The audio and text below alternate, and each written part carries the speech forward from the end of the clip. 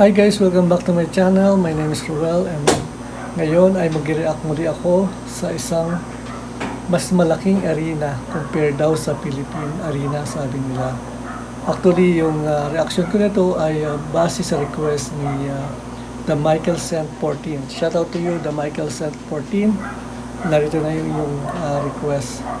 Actually, gusto niya na i-compare yung Philippine Arena sa KJC Kingdom. Bakit daw mas malaki yung capacity ng KJC Kingdom compare sa Philippine Arena dahil mas maliit lang yung square meter, yung floor area ng KJC Kingdom compare dun sa Philippine Arena. Okay, tara tingnan natin. Saka kung meron kayong comment kung sa tingin nyo alin yung mas malaki o alin yung mas maganda, i-comment nyo lang dito sa comment box. Okay, simulan na natin. Let's go.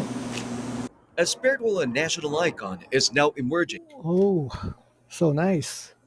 Ang napansin ko sa design nito is parang crown siya. Para siyang crown na isang hari. Kaya pala Kingdom yung kanyang pangalan, KJC Kingdom.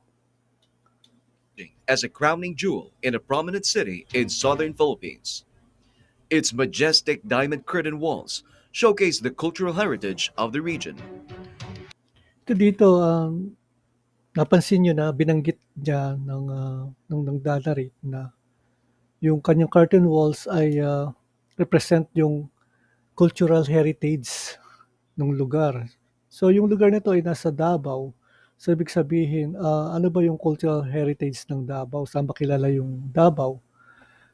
Kung pagmamasid nyo mabuti, yung shape nitong curtain walls ay diamond shape na glass. So pwede siyang ikumpara doon sa yung pinakasikat na prutas doon sa Davao. Ito yung medyo matindi yung amoy, 'di ba? Ito yung durian. Kung mamasdan nyo, yung balat ng durian ay matulis-tulis parang yung shape nitong curtain walls na to sa kanilang kingdom. So kaya okay siya, magaling at talagang nai-relate nila yung design doon sa heritage o doon sa durian. Itong design ng curtain walls ng kingdom nila. Its gold cladding canopies characterize power and royalty with a Philippine eagle like illustration. Pinagbastan ko mabuti, talaga yung shape niya is parang pakpak ng eagle yung magkabila at talagang hinawig nila talaga dun sa Philippine Eagle. Na ibig sabihin niya, power, authority, saka majestic, saka leader. Pang leadership talaga, pang kingdom yung design na ginawa nila. Yung pinaka-concept ng design ay sumasang-ayon doon sa cultural, hindi lang sa Davao, kundi sa Pilipinas, sa Philippine Eagle. While its big LED screens serve as its eyes that mirror the faith and vision of the man who is building it. This megastructure is the KJC Kingdom, located in the New Jerusalem, Davao City, Philippines, with a maximum capacity of 75,000. Ito yung maximum capacity niya ay 75,000 yung seating capacity. Kung ikukumpara natin sa Philippine Arena ay 55,000 seating capacity lang siya. So pagdating dun sa term na capacity, mas malaki yung capacity nitong Kingdom ng KJC kumpara dun sa Philippine Arena. Eh, maaari magtaka kayo kung bakit mas marami yung seating capacity nito pero mas malaki yung structure ng Philippine Arena. Kasi nga nabasa ko 'to sa comment ng isang subscriber ko. Ang pangalan niya ay si The Michael Cent 14. Ang sabi niya, "Sir, paki-compare nga po ang Philippine Arena at KJC kasi ang KJC may 55,000 square meter lang at ang Philippine Arena ay mayroong 99,000 square meter. Bakit po gano'n? Pero yung seating capacity ni Kubuloy ay 75,000. Pero sa Philippine Arena, hindi ba 55,000 yung seating capacity. Ano po yun, siksikan. Kahit na di hamak na mas malaki pa rin ang Philippine Arena kung ikukumpara sa KJC.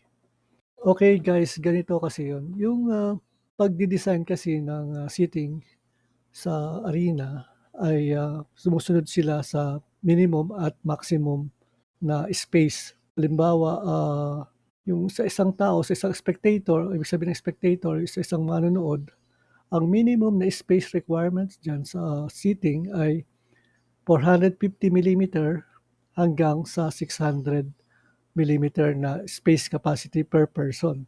When yung 450, ito yung pinakamaliit na space na tama lang doon sa isang spectator, sa isang seating ng isang spectator at para makaupo siya. Yung namang 600 millimeter ay komportable, mas malaki siya.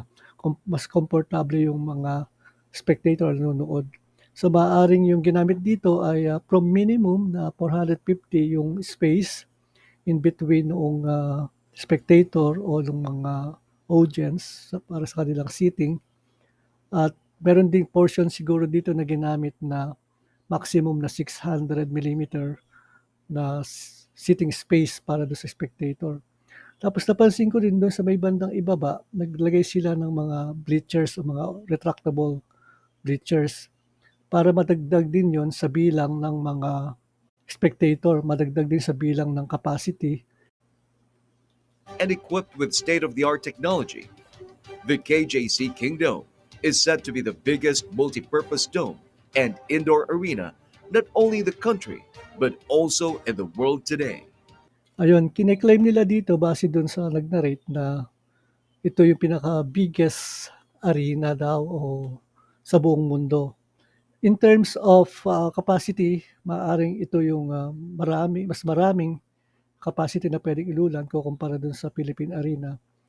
Pero pagdating doon sa structure, mas malaki pa rin yung arena pagdating doon sa structure kumpara dito sa KJC Kingdom.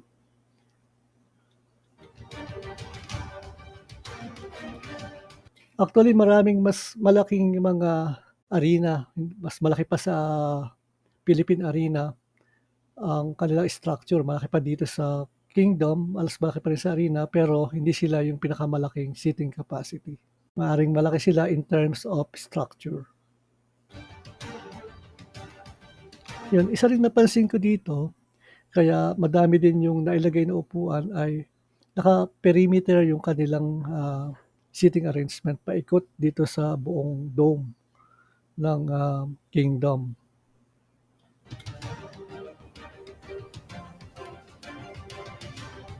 Yan, napansin nyo na paikot yung upuan.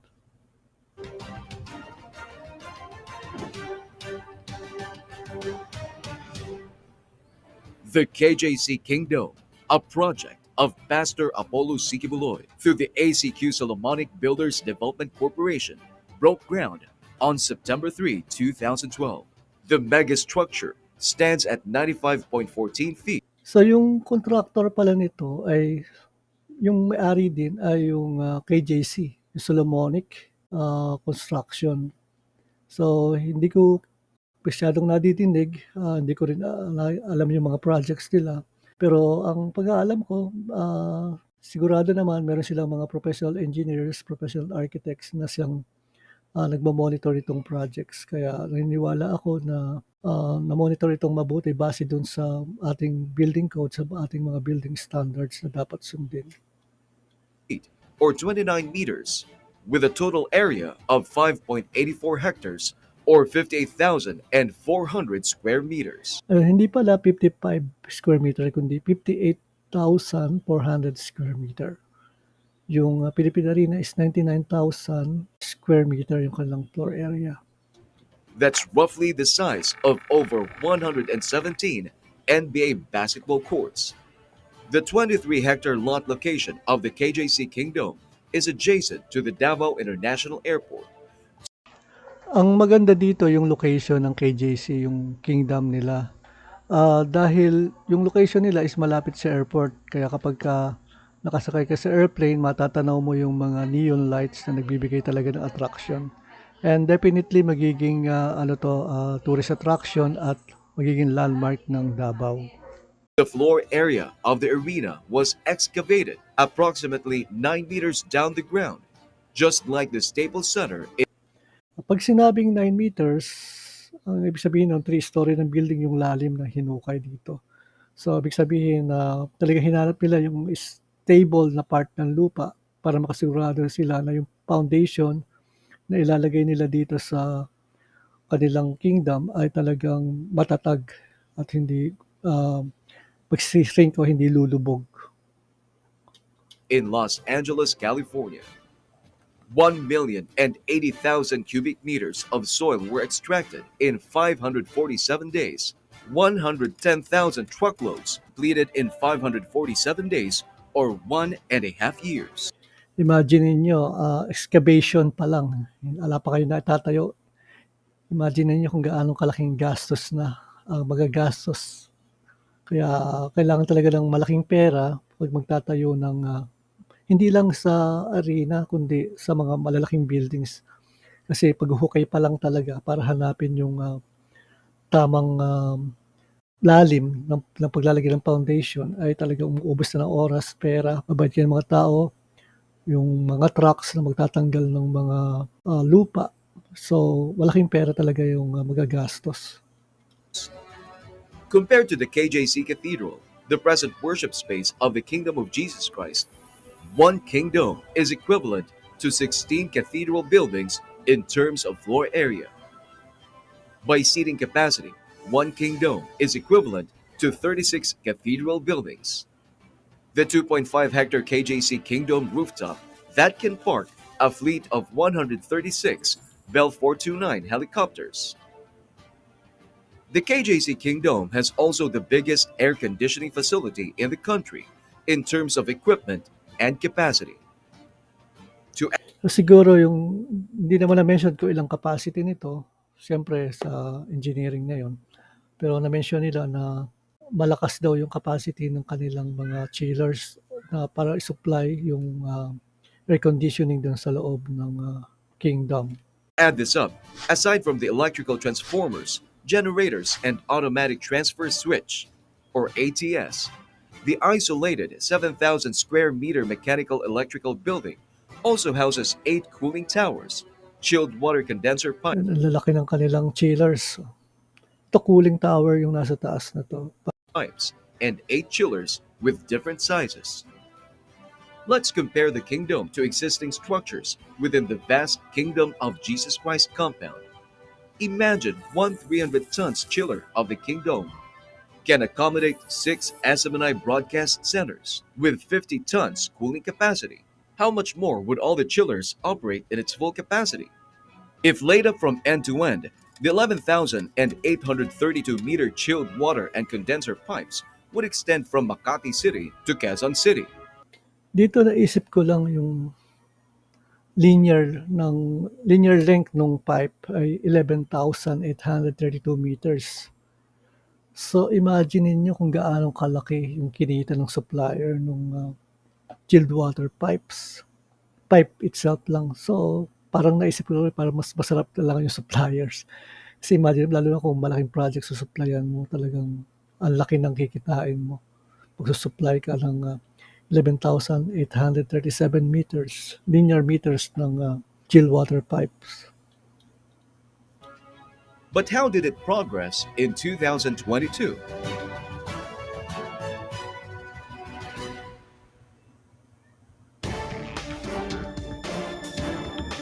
Building a 75,000-seater indoor cathedral is quite an enormous undertaking. Although there's a deadline to be met, but the team behind the megastructure made sure that the project will be able to withstand the elements of time and nature. Eto dito nabasa ko sa Google, tingnan natin sa may Google. Dito sa Wikipedia, nabasa ko na na-delay yung construction ng, KJC Kingdom. Hanapin natin dito, okey. Ito dito, the construction was delayed due to difficulty in shipping and materials. Yan normally, common yan, nangyayari talaga. Nagiging cause ng delay is materials. Nanggaling pa pala 'to ng Vietnam, ito, at sa China. Pero yung mga structure nga daw ay mga 60 to 70% na yung natapos noong November 2019. Yung, budget talaga na inilaan nila dito sa arena na 'to ng, KJC ay 6 billion pesos para sa construction cost. Ngayon lumobo siya dahil nga sa delayed, yun nga yung nabanggit ko dun sa aking, reaction dun sa may Philippine Arena na kapagka na-delay ka, lalaki yung gastos, malulugi ka dahil maraming, factors na maapektuhan. Unang-una, yung ibang mga contractor hindi nila ma-install yung kanilang mga dapat i-install dahil hinihintay yung iyong, halimbawa ikaw hinihintay yung iyong equipment na ma-install bago nila magawa yung kanila. So, nagkakaroon ng chain reaction. Kaya ang nangyari tuloy, imagine niyo ang laki ng nilobo ng, cost ng, project na 'to dahil sa delay. Umabot siya ng 13 billion pesos due to delay. Dahil siguro maraming factors, isa na rito yung, pandemic. Normally nagkakaproblema 'yan kapag, sa supplies. Na-experience ko 'yan nung project namin dun sa may Makati, sa Microsoft Corporation na office dito sa Makati ay, na-delay yung aming supplier kasi manggagaling pa siya ng Canada. Ang in-schedule nila for sea freight. So, ang nangyari talagang 'pag na-delay yun, magkakaroon ng, chain reaction.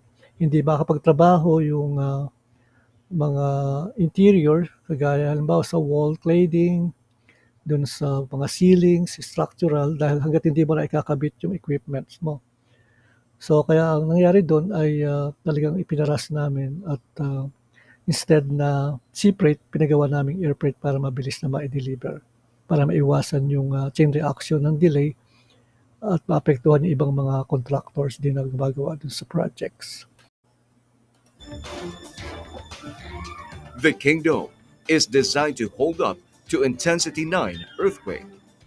Mas matindi yung design nila dito kaya lang hindi pinakita kung papaano yung simulation na ginawa rito, unlike doon sa Philippine Arena pinakita nila yung, simulation tungkol dun sa earthquake, yung gumagalaw yung separate dahil meron siyang rubber bearing.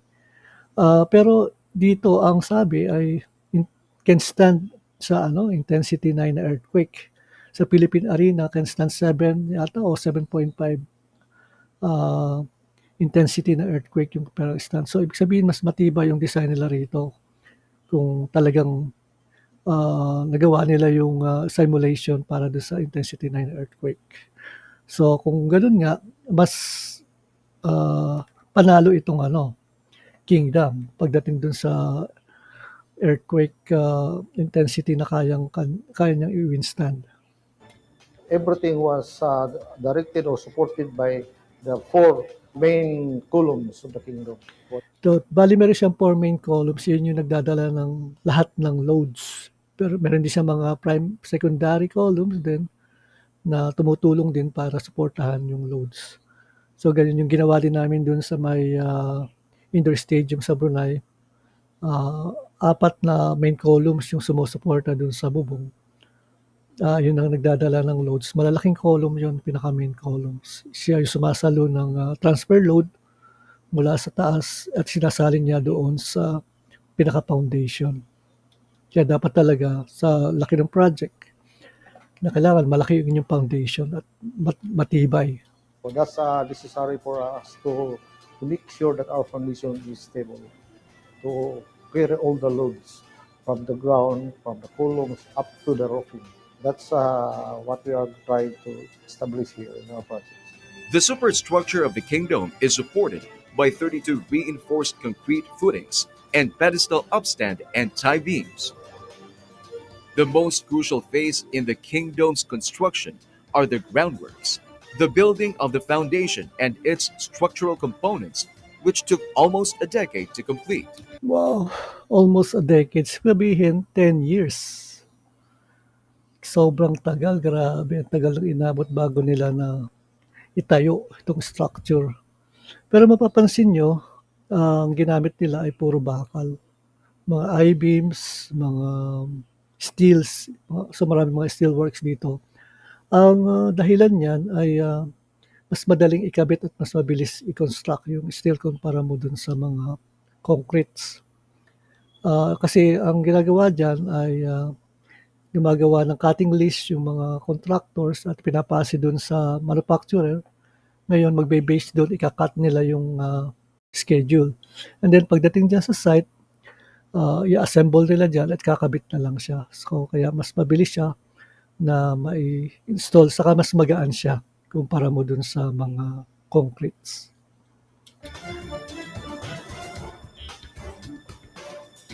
Opening and inauguration draws near. Here's what 2022 looked like for those who are behind this mammoth of a structure. I am giving you a blow-by-blow report of the Kingdom of Days.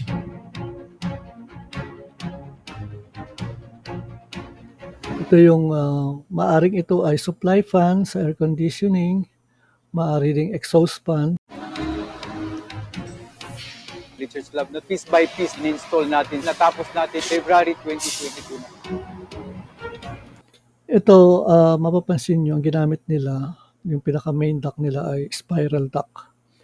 Kasi mas efficient yung flow ng air dito kumpara mo dun sa rectangular.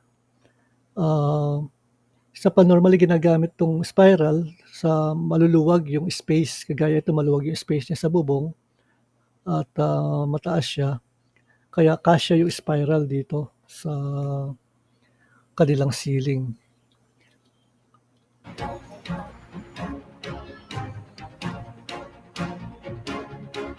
Walang putol ang ginagawa.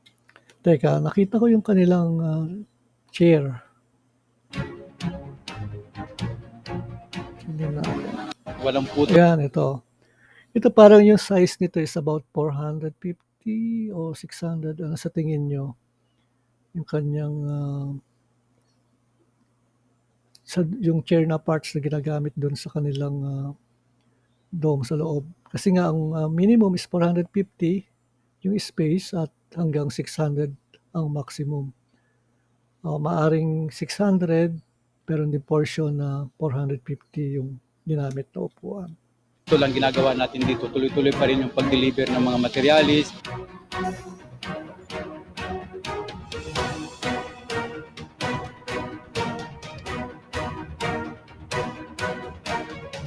Yung chilled water pipes, malalaking pipe siya. Sa air conditioning ito. Ngayon, bago natin ikakabit yung mga upuan, meron tayong ginagawang mga painting works naman.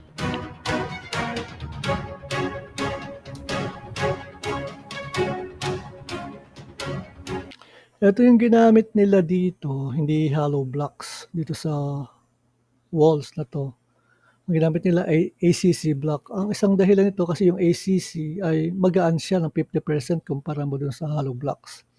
Pagkatapos, madali siyang install, mabilis dahil hindi na siya kinakailangan ng bakal, hindi na siya kinakailangan ng grouting, at hindi na kinakailangan lagyan ng semento dun sa butas dahil wala naman siyang butas. Kaya mabilis siyang i-install. Ito yung advantage ng ACC blocks. Kaya lang, mas mahal siya yung per piraso niya kumpara doon sa hollow blocks. Pero kung install mo siya, mas makakamura ka dahil yung hollow blocks, kailangan pa siya ng bakal, ng vertical bars para itayo yung hollow blocks. Ito ay ang ginagawa nila ay naglalagay lang sila ng adhesive at idinidikit yung ACC block. Lahat ng mga wires natin are already put in place. Installation process of the seats, meticulous. Kailangan masunod yung layout na rays of the sun. Installed na lahat. Meron tayong escalator na kakabit dito sa Kingdom. Nasa 24 units po. Ito, kung kukumpara sa Philippine Arena, hindi ko lang napansin kasi nung nagpunta ako doon, elevator yung napansin ko. Hindi ko napansin kung meron silang escalator. Pero ito, maganda meron siya escalator para hindi nakakapagod pag-akyat. Mas komportable na umakyat ng naka-escalator.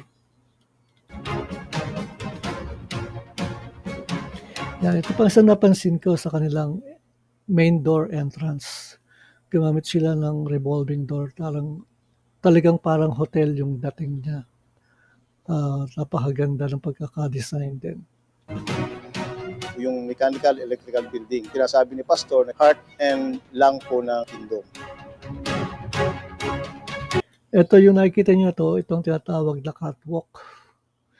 Yung catwalk, ito yung ginagamit na daanan o para maka-access doon sa mga equipments na naka-install doon sa may ceiling o sa space frame para magawa ng inspection, makita kung ano yung para magamit sa maintenance at makita rin yung quality ng works, kung ano yung dapat ipabago, ano yung dapat na i-correct o ano yung dapat na palitan.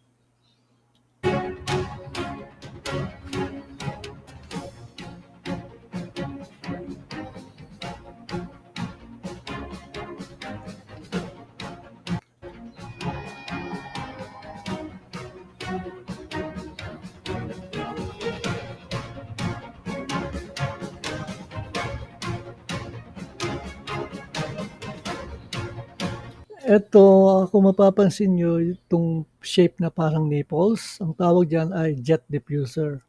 So pag sinabing jet, di ba mabilis? So ando na yung root word niya na jet, ibig sabihin yung velocity ng air, pag pumasok dyan sa diffuser na yan, ay mabilis siya na makakapunta doon sa kanyang destination. Ginagamit yan normally sa long distance at para maibuga niya na mabilis yung lamig ng hangin doon sa area at para mapabilis din yung paglamig ng area. Minomonitor niya ang bawat activity ng pag-install ng escalator.